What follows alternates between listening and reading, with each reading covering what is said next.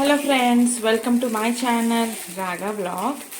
ఇవాళ నేను button idli fry ఎలా చేయాలో చూపిస్తాను. ఇది పిల్లలు చాలా ఇష్టంగా తింటారు.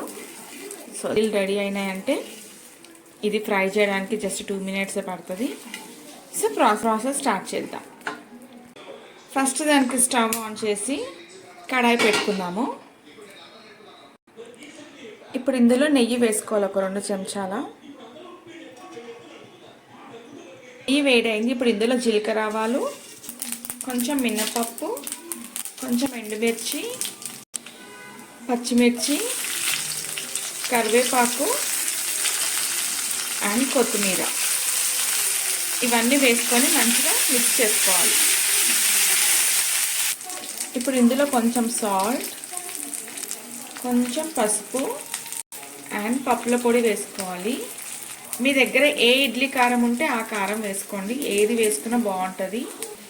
ఇది ఒకసారి కలుపుకోవాలి, దీంట్లో వేసుకోవాలి. ఇప్పుడు ఇవన్నీ మంచిగా మిక్స్ చేసుకోవాలి.